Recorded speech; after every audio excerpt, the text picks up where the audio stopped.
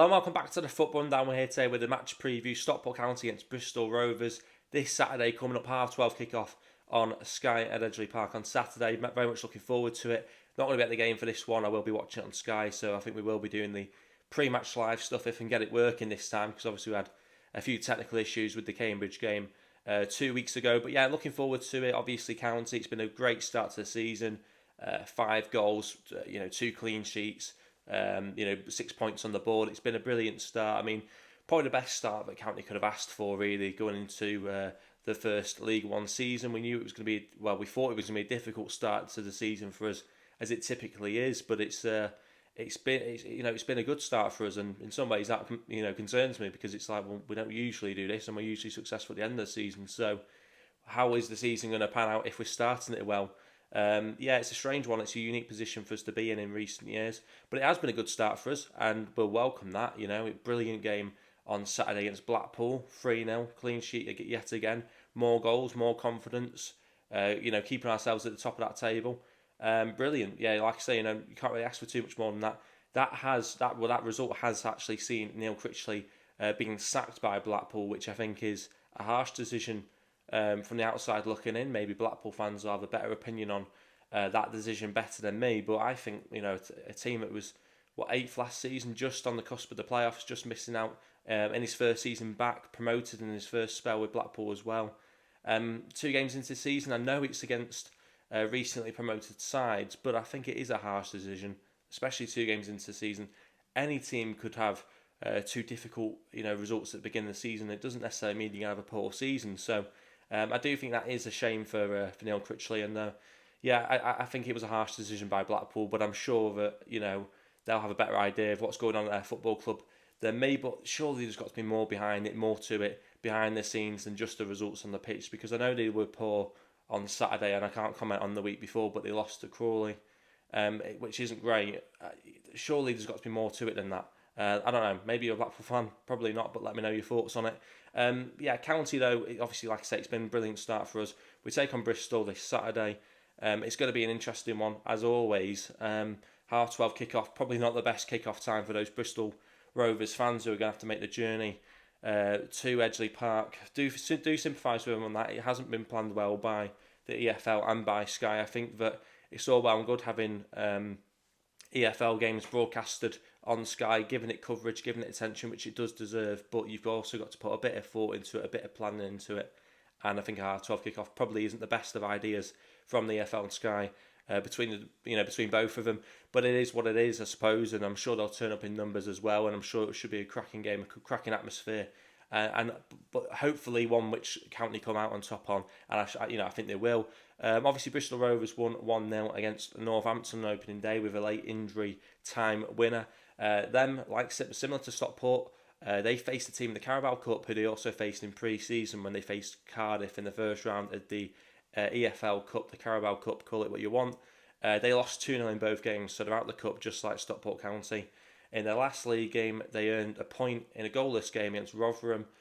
Despite facing 20 shots on goal, Bristol managed to keep a clean sheet and come away with a point on the board, which leaves them on 4 points after 2 matches and a clean sheet in both. They currently sit 10th in the table. If we have a quick look at the league table as well, you can see Stockport County at the top of that table, Huddersfield just behind them, Crawley as well, another team that's been recently promoted this season last season as well. You can see how that's taking shape, the top half of the table. Birmingham just outside the playoffs at the moment. Their team you heavily expect to be at the top of the table come the end of the season. Wrexham, another one, will fancy themselves to be in that position, be in the playoffs at least. Bolton as well. Bristol Rovers find themselves in 10th. I'm not too sure what their expectations would be of the season, but I think that a mid-table finish wouldn't be the worst of finishes for them this season. Let me know, Bristol Rovers fans, what your thoughts are on that. Then we turn to the bottom half of the table. We got Barnsley, Northampton, Stevenage, Exeter, Burton, Rotherham, who of course relegated from the Championship last season, currently sat 18th. They would be hoping to have a better start to the season. They've taken just 1 point out of 2 so far, but it's still very early on in the season, like I was saying with Blackpool. But Rotherham would like to be in a better position than that, you'd think. Wigan as well, another team, 22nd in the table. They would be wanting to start the season better, but still not managed to get any points from the board after 2 games so far. Blackpool and Shrewsbury, of course, joined them and Cambridge in the bottom of the table, the relegation zone at the moment, but it is just 2 games in. If we look at the head-to-head record as well, just for a minute, obviously Bristol Rovers it's not a team that Stockport County have faced for a very long time. In fact, their last meeting competitively with Bristol Rovers came at the Memorial Stadium on March the 2nd, 2010. County lost 1-0 due to a 30th minute Jeff Hughes goal on that day. County were relegated to League 2 that season, finishing rock bottom in 24th place, 18 points off 23rd place Southend, and a whole 25 points off safety. The last meeting in Edgeley Park came in the 2nd of the 2009-10 League 1 season. County lost 2-0 with both goals being scored within the first 10 minutes. County have only won 1 in the last 5 meetings. That win came on home turf on the 20th of December 2008, a 3-1 win with a Craig Davis hat-trick for County that day and a Craig Disley goal for Bristol Rovers. Bristol Rovers had former Stockport County striker Ricky Lambert on the bench that day, so that's one for people that can maybe think back that sort of long ago. Bristol Rovers, what are they looking like? I'm not too aware of their kind of players, who to look out for. I've got to be honest on that, so maybe Bristol Rovers fans let me know who is the danger man for Bristol, who should Stockport County be keeping an eye on Saturday. But I know I've looked at Chris Martin's record, and it's not the one from Coldplay. He scored 16 goals in 34 league games for Bristol Rovers last season. They'll be wanting something just like this again if they're going to have a decent season. Former City winger Scott Sinclair. What has happened to him? I remember him at Swansea. Got that move to City. It just didn't work out. Wasted potential at City, and his career never really got going again after that. But he's at Bristol Rovers. He joined in 2022, which is actually where he started his career as well. He's now aged 35 years old, and he has the captain's armband that's been given to him this summer, I believe. Bristol Rovers finished 15th last season with exactly 8 wins, both home and away. The record shows he spent most of last season around mid-table before dropping down the table in the final 4 to 5 matches. January was a particularly awful month for Bristol Rovers, as they managed to only win 1 in 5, so they have 4 defeats in that month. Was not a great month, and that probably wouldn't have helped them with their league position, to be honest. So Bristol Rovers is going to be an interesting one. Like I say, I'm not expecting big things from them this season. I think that where they finished last season, it wouldn't be a team that I would be particularly that worried about. But then, having said that, look at Blackpool's position. 8th, just missed out, 3 points off the playoffs, and look at how easily we dismantled them. So, you can never really predict too much in the EFL. It's very hard to predict. As I know, I've given it a go and it's gone horrendously by most people's accounts. So, Bristol, what I'm expecting, not a lot, to be honest, especially at home where we're at our best. Especially the way we've started the season. I know they've got 4 points on the board as well, but County at the moment, they just look unstoppable. And the scary thing for other teams, that I think, is that we've still got 12 or 13 first team players back, ready to come back from injury. And if we can get a full squad together, it's frightening what County could put together in terms of a team week in, week out. Even the midweek games, I think we've got a deep enough squad when they're not injured to deal with it. So yeah, it's scary to see what County could do this season if they can get it right, if we can have a bit of luck on our side as well with injuries, because we didn't have that last season. Talking of injuries, I'm expecting Nick Powell to be back. He was meant to be back for Blackpool, but didn't quite make it back in time. I do expect him to be back and available. I don't expect him to be starting the game. We'll get on to the starting 11, in a short while. But as I say, Nick Powell should be back, available to be selected. I imagine would be from the bench at best. I'm not confident anymore returning, to be honest. I think that we're probably just one game too soon for players like Ryan Rydell and Jack Stretton. I'm expecting to see just one change. We've gone unchanged last week from the week before against Cambridge. I expect we'll make just one change from that this week, and that change to me would be Jack Diamond coming out of the team. I think Jaden Fevrier would come in. He's had 2 goal involvements in just 34 League One minutes so far this season. He's had a massive impact for Stockport County off the bench. He's looking like a very good signing for us, I've got to say.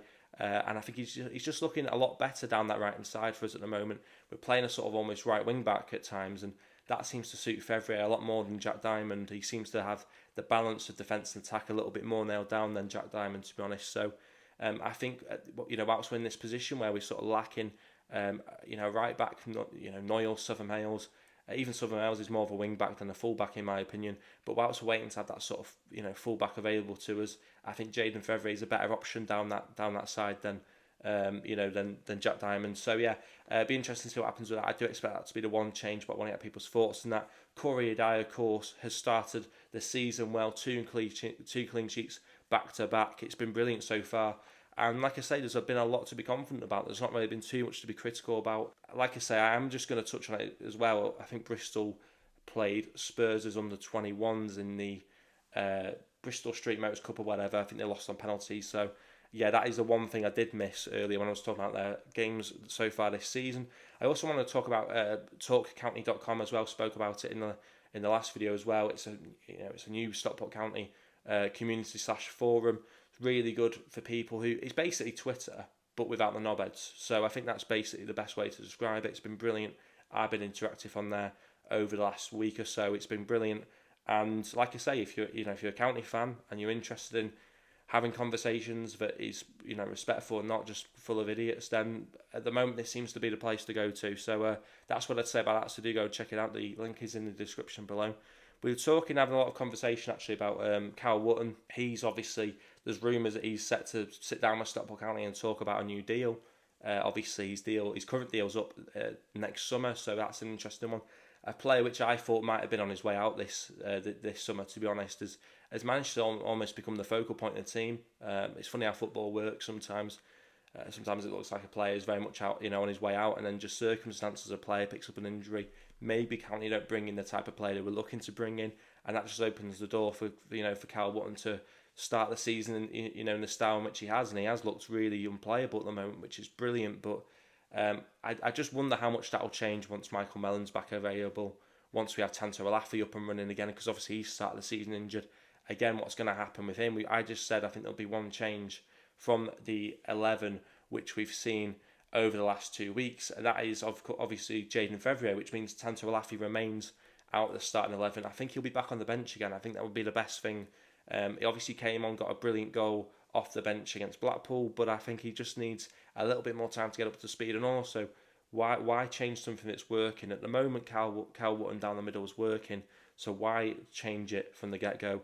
I think, and I hope, to be honest, that Wotton does start, and I almost have to sort of remind myself, this is a player which I'm not the biggest fan of typically, but I can't argue with what he's done so far this season. So fair play to him, and I think sitting down and discussing a new deal, it can only be a good thing, because even if we get to a point where maybe he's not longer good enough or not longer needed by Stockport County, we've protected his value. So I think even if you're not the biggest Cal Wotton fan like myself, you've got to get on board with it, because he started the season well, and at worst, protects his value, if another club comes in for him. So welcome news, really, because it's good to see we're trying to keep hold and protect value of the players we have, and also, like I say, keeping them down. So contracts never a bad thing. So yeah, interesting news to see. We'll keep an eye on that and see if that sort of turns into anything a bit more official over the next few days, maybe the next few weeks. The window's still open as well. I wonder if County are going to do any business.